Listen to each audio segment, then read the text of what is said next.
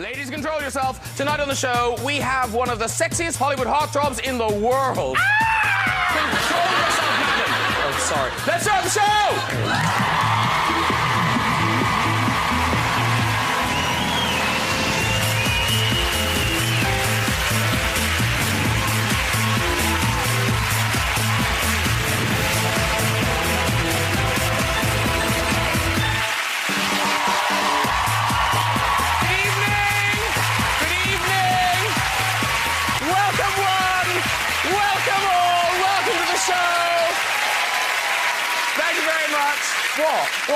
What? I just dress up. What? I just want to look nice. Want to look nice for the show. You know, hey, it's just a sculptural bow. It's lovely.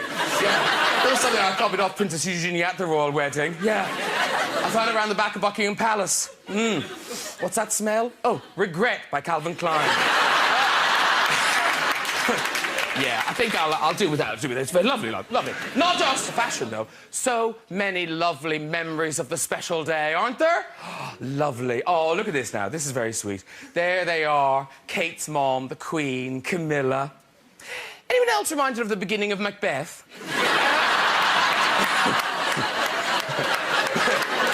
When shall we three meet again? Never.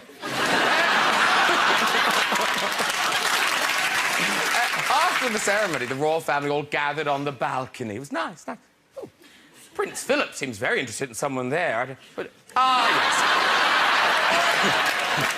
Pippa Middleton, just about to Prince Philip, going, "Hello, love. Do you want to come inside and polish my medals?"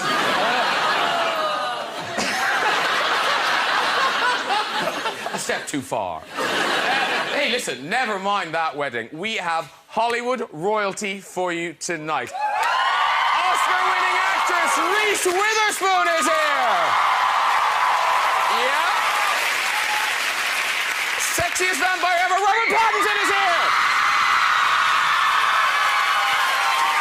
Comedian Shafi Kassendi is here. And Dr. House himself, the fabulous Hugh Laurie is here. Good, isn't it? It's good, isn't it? Yeah, it's good. It's quite good, yeah. Now, Robin and Reese are here to talk about their new film. Yeah, all right. Water for Elephants. Yeah. They love elephants. They love them. Yeah. It's all set in a circus. I tell you, I love circuses. You know, the clowns, jugglers, bearded lady.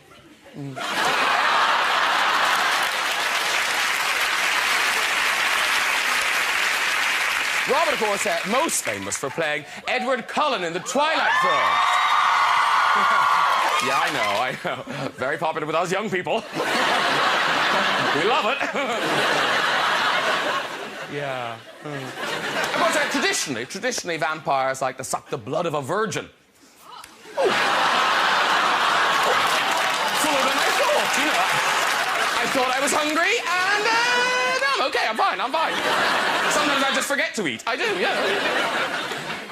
Reese, of course, won an Oscar for her role in Walk the Line. And, yes.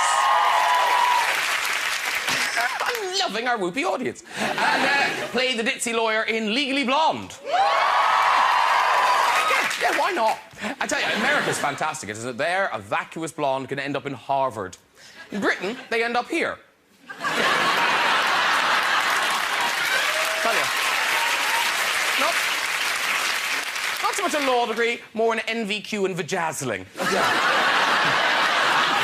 Also delighted to see Hugh Laurie on the show. How exciting is that?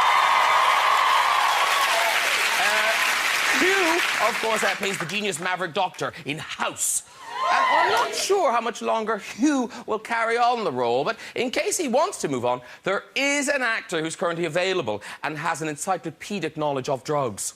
Yeah. Hey, let's get some guests on! Later on, Hugh Laurie will be joining us, but first, Shappy Days are here again in Shappy Kassendi! Beautiful! Let me greet you. Hello, darling. Sit yourself down. He's the highlight of Twilight. It's Robert Pattinson! Very nice of you.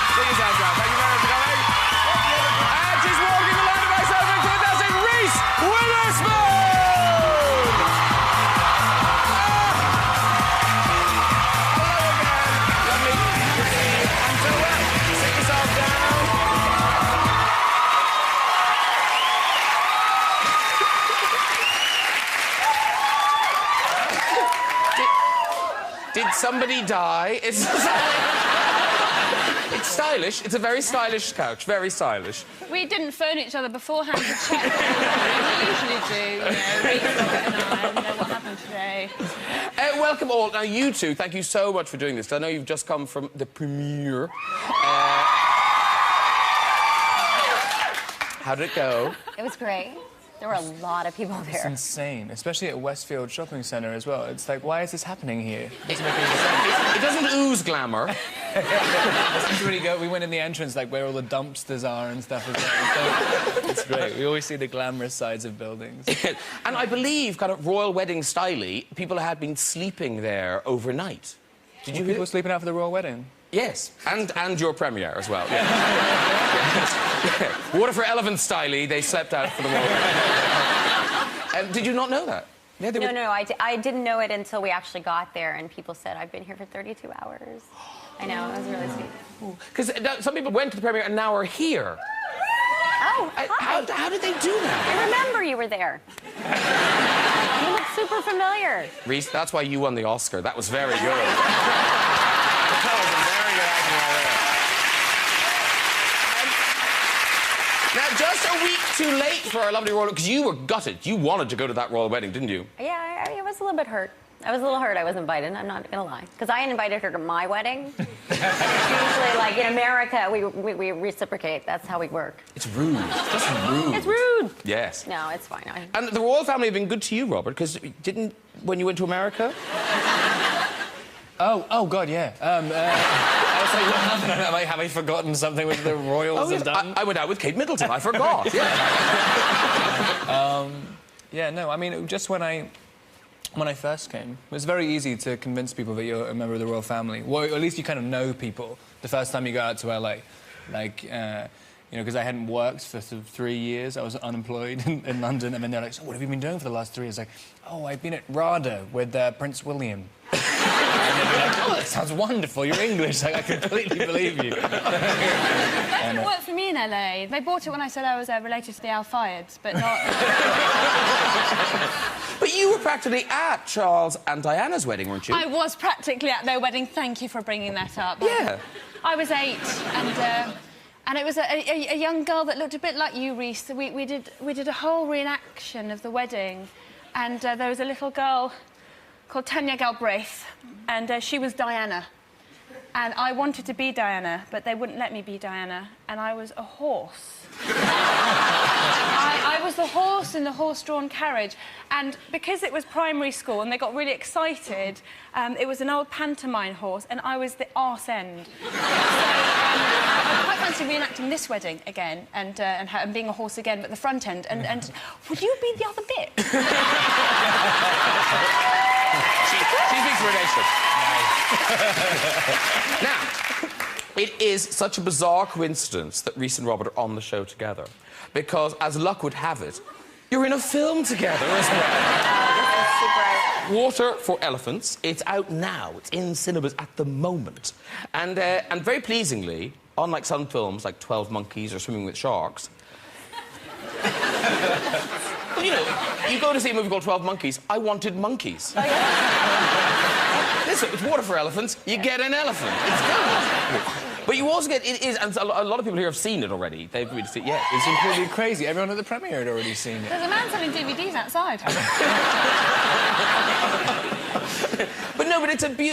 tell us a bit about the story, because it's a really kind of lush, old-fashioned epic romance, isn't it? Yes, absolutely. It's a movie set in the 1930s circus, and it's got a lot of romance, and it's got a lot of action and a lot of wild animals. Will there be a trilogy? Is it like one of those where the next one might be like Whiskey for Walruses? When I first read the title, I thought it was... do you know that movie like Water for Chocolate? I thought it was the sequel to that. How much chocolate did she eat? Water for Elephants. Whoa, that hasn't gone well. And Robert, in an interview, you said something really lovely. You said, and I quote, "She was the best actor I've ever worked with in my life." I continuously say the wrong thing in interviews, so, like, and it comes back to haunt me afterwards, especially when I'm sitting next to the other best actor I've ever worked with. Yes, he was referring to Ty the elephant. But that trunk, the trunk looked quite frisky in that scene with you. I was trying, because we had to... I think she was just supposed to be sniffing my crotch, I think. And I couldn't get it. And then that was in the book and stuff, but I couldn't really... It's incredibly awkward if you're trying to do the scene, you're, like, holding her trunk down. And so I put all these jelly beans around so she'd be sniffing around, but I put too many there, and then she'd just be... The trunk was all over the place, and it was almost impossible to... The scene made no sense. So it was just like, she kept slapping me in the face. But you thought you had a special bond with Ty the Elephant, didn't you? You were quite jealous when you saw her with other people. Yeah, kind of. I genuinely thought that, you know... I thought we had a bond, thought we had a little thing going on. Have you kept in touch? Yeah. With the elephant? Yeah. You write letters? Because they don't forget. Famously. But you... I mean, you had to, you know, act with the elephant, but you had to perform these stunts with the elephant. Yeah. And it is all really you. Yeah, yeah. We've got some footage you sent us of you training, and this will give you some idea of how big that elephant is, because you kind of don't get it till... Look at that. I mean, were you terrified doing this stuff? Yeah. At the first couple of times I did it, I was, But look at that! I was really terrified. I mean, that's just... gosh. Yeah. Did you ever practice on your donkeys? Because you've got donkeys, haven't No. you? Yes, you did. Donkeys aren't for riding. They're for putting in the back of your car and taking pictures of them and things like that. Okay, 2 questions. How big is your car? Or how big are the donkeys? Oh, the little ditty donkeys? Yeah, they're little ditty donkeys. Oh. Yeah. Honky tonk and badonka donk.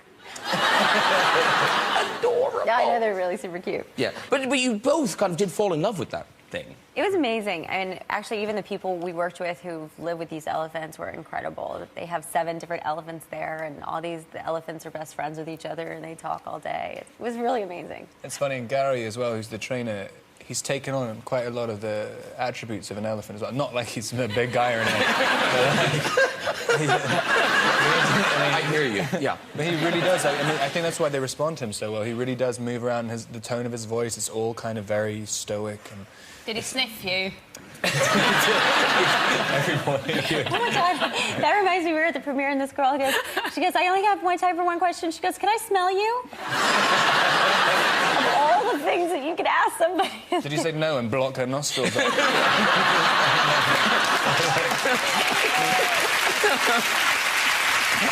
Now, listen, there's been mixed messages from the set. We've had confusion. Can I confirm, did Ty the Elephant, or did she not, fart in your face? You know, I've been meaning to talk to you for a second. Because Rob went on a chat show in America and told some very elaborate story about how the elephant farted in my face, like completely with like graphic details, and it actually never happened. And you know why Reese is saying this? Is because it was her talk show story and I stole it off her. And I'm just denying that. Reclaim it, Reese. Reclaim it. That might be a smidge true. I did say to him, let me tell my own stories, okay? Now, the truth is, I was rehearsing with her, and I was standing underneath her, and I couldn't see anything, and I literally heard a gunshot go off, and I hit the floor, like, literally. So I hit the floor, and I started crawling out there. I was like, oh, my God, what the hell was that? What the hell was that? And the trainers were literally just laughing their asses off. Like, she just farted. Oh man, in my imagination that was so much more amusing. I thought it was like I can't believe I just said that. Yeah, nice, Reese, nice, but yeah. There's something about the width of an elephant's ass that I swear I heard her once, like she could do real like rumbles. I mean, they would go on for like 45 seconds. This is not appealing. Can we wrap this up? Okay, do you know? Okay, Let me No wrap one it wants up. to hear about Let this. me wrap it up with this. This show's been going for, I don't know, 12 or 13 years. And we used to watch, in the early days, we used to watch these rude little MPEGs that people would see us. And it's weird. I always thought this was a fake MPEG. But listening to you talking, I think maybe it's true. Have you seen this? Yes, and I told her to watch it the whole time. She never watched it. Well, you're about to. This is something I don't want to see. Oh, then shut your eyes. Shut your eyes. Tell me to shut my eyes. Shut your eyes. Shut your eyes now, I would Watch say. it for my character development. Okay, here we go. You've seen this before. It's a man cleaning the elephant You haven't seen cage. this thing. It's all going very well. And then... You had to look. You had to look. Oh my God. It's over. It's over. It's over. That is literally the unluckiest man on the planet. I don't think that's ever happened. The luckiest. Can you imagine coming home from work, your wife going, "How was work, dear?"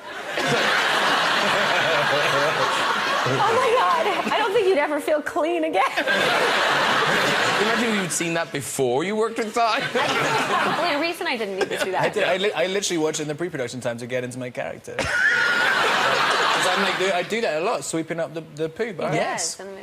And I was thinking, like, what would happen if this happened? You can pop that on the DVD extras. It'll be nice. We all like animals. I do like animals. Shappy down the end is an animal lover, Yes, I am. but yes. They don't love me back.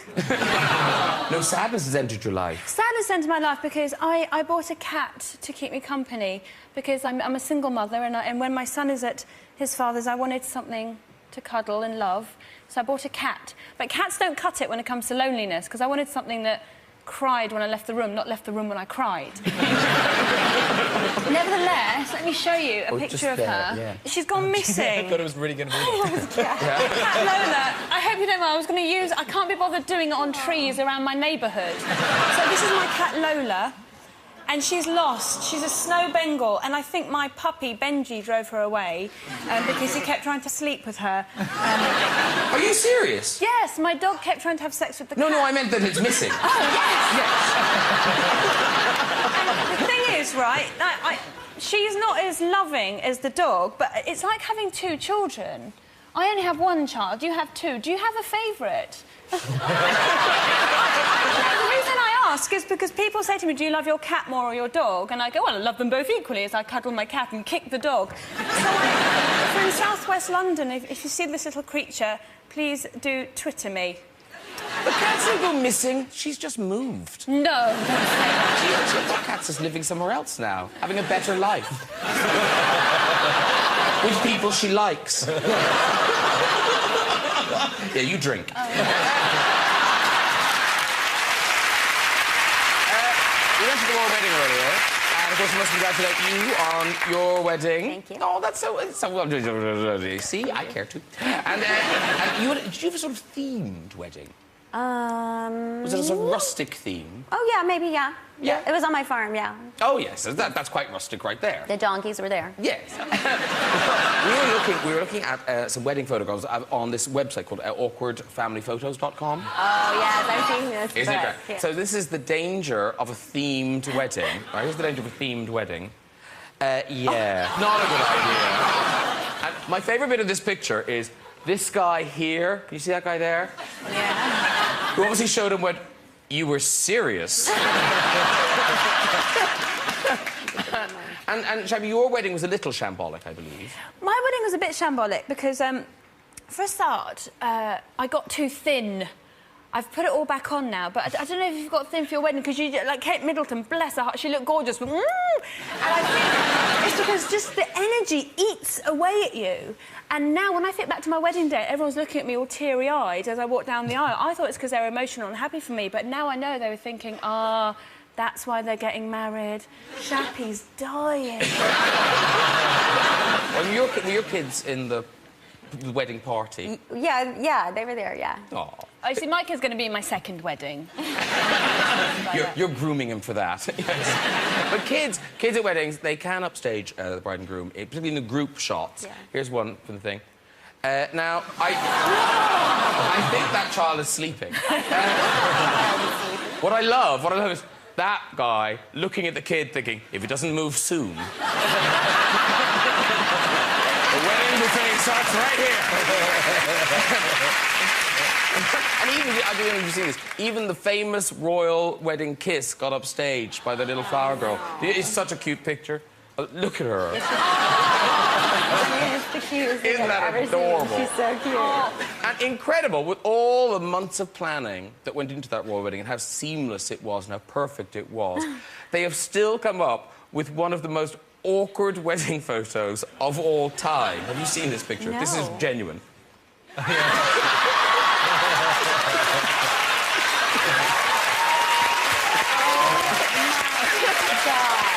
genuine. She meant to actually something with a child or something. Now listen, I want to talk about the whole kind of fan thing. So logistically, the two of you, how hard was it doing any of the location shooting? Location shooting? Like when you're out and about, so the fans and the paparazzi can be there and trying to get anything done, or was it? Did you keep it people quiet? were at a pretty safe distance. I mean, they're pretty far away. Yeah. I mean, just the only part that's disorienting about it is like you're trying to pretend you're in 1930, and then like people are like taking iPhone videos of you, and it sort of doesn't make you focus very well. Because reading about the two of you, your fans seem very like your fans. Really sweet, and they kind of take a real interest in your life. That they come up to you, and it's sweet. They talk to you like they know you. Yes, they give me love advice. They give me, yeah. No, it's Like what? Which sometimes works out and sometimes doesn't. But they all like your new husband, don't they? They do, yes. I get a lot of response from people on the street. I met a guy named George yesterday. He really likes my new husband. He's never met him. But he's like, I like this guy. This guy's a good guy for you. I'm not even kidding. But that is kind of adorable. It's very endearing. That people care about you. They're somehow invested in my personal life. Yeah. Which is nice. Yeah. Robert's fans, they seem more nuts. No offense. Because some of them are quite out there. Yeah, I mean, I think they just like... I think you get it. I have a much more simplistic reaction with fans, I think. Like, it's like, you know, it's like screaming. And so it's kind of... And so it limits it. I think you get... Because, like, you know, when we've been doing these premieres and stuff, there's, like, an overwhelming amount of energy. And I think it's because if everyone's just trying to do the same thing, they've only got one thing to say, like, which is just screaming. But I mean, then you can just like really focus all your energy together, and it's like it's really powerful. It's like Excalibur, or the Captain Planet, or something. Have you ever thought of going up to a screaming girl and freaking her out by going, "Hi, what's your name?" No, I always wanted to do a sketch for some comedy show where I'd go down, you know, you'd be at a premiere where everybody was screaming, and go back to this sort of dungeon place, and you have all these fans locked up. And you put on this like German techno music and just scream at them. And then you go off and like Zac Efron's at the top of the stairs going in next or something. They didn't let me do it. And oddly, this isn't the first time you guys have worked together, is it? No. Because it was Vanity Fair. Yeah, we did a movie a while ago, and let's just get it out there. Rob played my son in the movie. That's weird! Yeah, it's weird. Even at the time, you must have gone, what? And then it got weirder and weirder when I found out we were supposed to play lovers in a movie. It got really weird. No, my girlfriend called me and said, I'm such a big fan of this Rob Pattinson. And she's like, I can't believe you worked with him. I was like, what are you talking about? I never met that guy. What are you talking about? And, okay, let me just tell a story. And she goes, he said he was in this movie, Vanity Fair, with you. And I was like, he was in Vanity Fair? Yeah, and he said he played your son. I was like, what are you talking about? I'm not old enough to play his mother. And then I remembered there was a scene where I'm playing 40, and he's my 17-year-old son, and he comes to see me and basically tell me off because I abandoned him as a child. And the whole thing was so implausible, I think they cut it out of the movie. It's nice that you remembered him. Well, it took a while. It's an amazing scene. But you do credit that getting cut out of that movie then led to kind of getting the Harry Potter gig. Yeah, because the casting director invited me to the premiere and forgot to tell me. And me and a friend of mine were both in it, and we had adjacent scenes. And then so I was sitting there waiting for our scene to come. His one came on first. And we were watching it going like, oh, yeah, that was pretty good. And I was expecting my one to be amazing, because like Reese is like weeping in it and stuff. And like I was like, wow, I bet it's going to be so good. Yeah, they got to my bit, and then there was literally a line where she said, in the script, someone says to you, like, oh, let's go and see Roddy. And you're like, really? Should I go and do that or something? And she's like, yes, definitely do that. And then it cuts into our scene. And when I was watching the premiere, it's like, you should go and see Roddy. And like, no. I was just watching it. How does this turn around from this point of the scene? And Robert, until you were, I think, about 12, the idea of you growing into kind of a big heartthrob, I mean, certainly your sisters didn't see you growing into a big heartthrob, did I think they still don't. My sisters used to always say to me that if I hadn't discovered hair gel, I'd be the tall guy who all my friends got to buy alcohol for them. But didn't your sisters used to dress you up? I think they just used to give me a ponytail a lot, or I used to, like, give myself one. It's strange. You'd be surprised. My sisters were very abusive. Ponytail? Yeah. How long was your hair? It wasn't very long. I had one of those little rat tails at the end. I used to put Vaseline on it to get it right. So I think I'm being, to my son, what your sisters were to you. Because you look a bit like my son, actually. And he likes to have his nails done and his hair done and a little lipstick put in, and I take him on stage with me sometimes and he does a little song. Am I being pushy? Shappy, I don't know. The little way the cat ran away. The false eyelashes look great on Lola the cat. But at school now, were you popular with boys and things? Good God, no. Of course not. The whole episode with the royal wedding when I was 8 started it off because my mother made me have a Diana haircut. That was all the rage here. Which looked great on cute little blonde girls, but on me I looked like a Lego man. So after that, I tried to do my amazing feats of strength. I tried to show you guys backstage, like with that business and things like that. They're not the milkshake that bring the boys to the yard. I try to impress them with things like that. So no, I haven't been very... Aww. Well, you've turned it around now. We ought to mention you are at the O2 for the big comedy gala. Yes, that's very exciting. Yes, and that's on the 24th of May. With loads of people. Can I tell you who's on? It's very exciting. Go. Michael McIntyre, Noel Fielding, Lee Evans, Alan Carr, everyone is on, and we're trying to raise money to build a new operating theatre at the Great Ormond Street Children's Hospital. Wow. So do come to that if you can. When I say it's time for some music, you might be surprised. I'm about to introduce the world's most successful TV actor. Star of House, ladies and gentlemen, please welcome Hugh Laurie!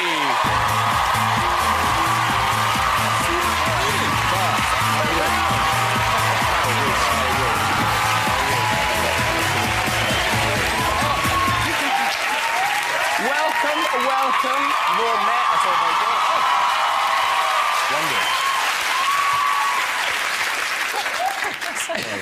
What have you got there? It's just water. It's You just want water. that? Oh, did you not get a drink? I asked for vodka. If that's... Yes, that's the one, yes. So here you are, musician. I'm Irish. I find it difficult. Yes. Not as difficult as I do, I'll tell you. Because Let Them Talk, which I believe has the highest pre-sales on iTunes of any album ever. Wow. That's true, isn't it? That sounds incredibly unlikely to me, but I'm not going to be the one to contradict you, because why would I do that? Exactly. It's not in my interest. I'm bigging it up. Yes. Thank you. And presumably people have been a bit surprised that kind of British actor has done an authentic blues album recorded in New Orleans. Well, I don't know. You are one of those people, so... I'm surprised. Okay, thank you. Anyone else surprised? I'm surprised. I'm a little surprised. She's a little surprised. Well, good. Yes, possibly. I don't really know. The whole thing is such a dreamlike experience for me. I can't really tell. I'm looking forward to reading about it in 5 years' time, when I will, you know, it'll all sort of seem real. Well, I mean, wasn't you love music? Because even in Fry and Laurie, you were always at the piano and everything. Yes. But is this kind of what you want to do now? It is what I've always wanted to do, actually, and... absurd though it may seem. It's what I've always wanted to do, and, of course, I've come to it via a rather odd route. But I got this amazing opportunity to sort of reinvent myself, and I took it. with both hands. But you're gigging as well, you're gigging. We have done now 3 gigs, yes. 3 of the most frightening experiences of my life. But they went well, though, didn't they? They did go well. They did go well. We've got one more tomorrow night, Saturday, in Manchester, the Manchester Royal College. And then if you fancy a day out, why not go to Paris on the 11th? Correct. Yes. Because what I will be there. Because what I didn't know is that House in Europe is massive, isn't it? It is rather large. It is rather substantial. Yes. I can't account for it because it seems to be such a wordy show, such a sort of densely wordy show that I can't imagine how it gets translated well enough. I mean, shows where people, you know, which involve guns and, you know, get in the car or get out of the car or, you know, that kind of thing. Yeah. That's the dialogue. I can understand that going well in Belgium, for example. I don't know why I picked on Belgium. They're little. And there are no Belgians here. No, there aren't. But, you know, it's something like House, which is such an idiomatic and witty show, I think. I think it's extremely funny, extremely well written. It's amazing to me that people are prepared to, you know, they really sort of get into it. Yeah. And are European fans more reserved than Americans, or are they... We had a slightly frisky time in Germany. The Germans were quite assertive. How can I let me put it that way? I mean, I'm not saying they conform to any national stereotype at all. I'm not saying, because they really were charming and friendly. But if things don't go their way, I had to get on a train to leave Germany, and there were a bunch of people with autographs, you know, and I said, look, I'm going to miss this train. If I stop doing, I'm going to miss the train. So they started tearing up the photographs and throwing them in my face. And saying, go back to England. I said, that's actually what I'm trying to do. And then they would... what I didn't realise, that the German word... Well, it's not a word. The German for boo is not boo. When Germans boo, they go ooh. So I had people, after they'd done all that, and they'd said all their German things, I was running for this train, and all I could hear was people going, ooh.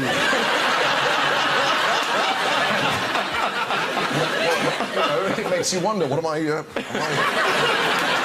and it was only when I got on the train and I realised that that's what they'd been trying to communicate. And in America, is the American audience... Because obviously we know who you are. Oh, yes. We know. Everything there is to know. Yes. But in America, are they aware that you're a British actor?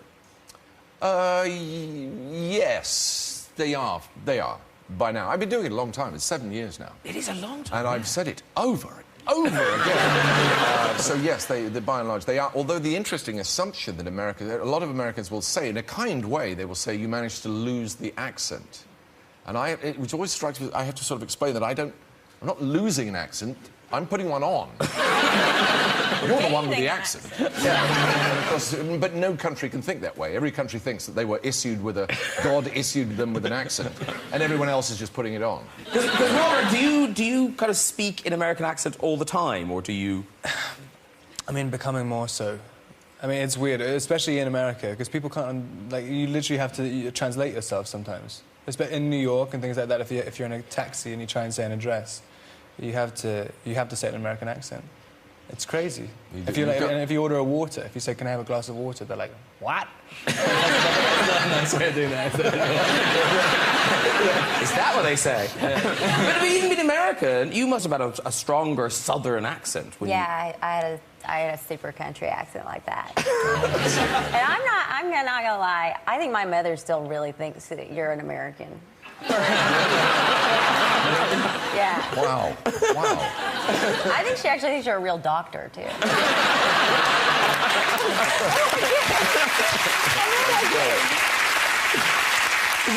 We're about to hear some music from the album. What are you giving us? I'm going to do a song with my chaps over there. We're kind of New Orleans all-stars, aren't they? These are legends. These are legends. And it's my stupidity that I don't know. It sort of is. Yes, I feel... that's nearly it for tonight. But before we go, just time for some stories in the red chair. This has become obvious as it goes along. Who's up first? Hello. Hello. Hi. I just want to ride my bike with you. That's lovely sentiment. And what's your name? It's Megan. Megan? All right, where are you from, Megan? Brighton. Brighton. She's from Brighton. There you go. It went very well, Megan. Okay, how's it going with the story? Well, my first job was working in a nursing home. I was cleaning one of the residents' rooms. Thought I'd hoovered up a sock, and it turns out I'd hoovered up their budgie.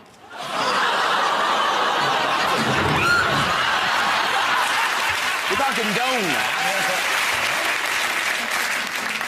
Budgie's a little bird. What? I'd love to know what you thought it was. Where did your mind go in that moment? An old man in a sock. I don't know.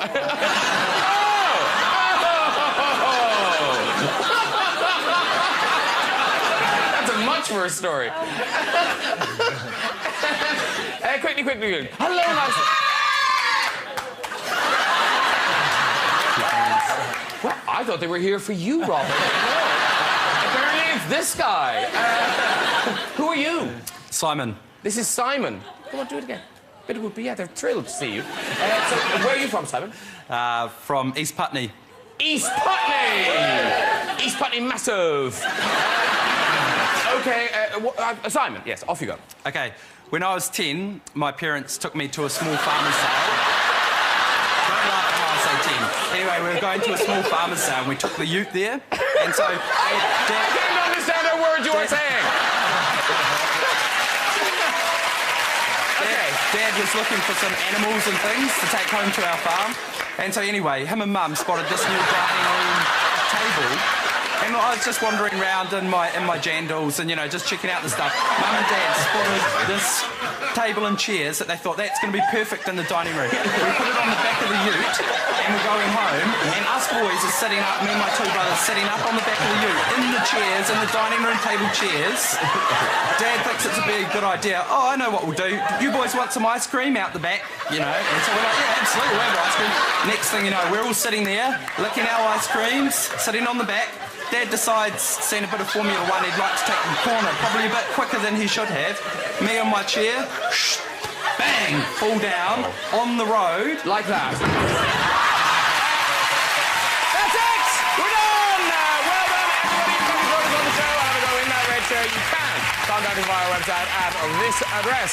Thank you so much, all my guests tonight. Hugh Laurie, Jeffrey Gassandy, Robert Pattinson, Reese Witherspoon! Join me next week with Oscar-winning actor Jeffrey Rush, comedian Jason Byrne, and global singing superstar Lady Gaga. Don't want to miss that. I'll see you then. Good night, everybody. Bye-bye!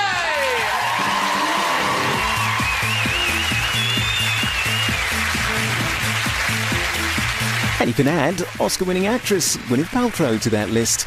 She'll be here with Graham next Friday.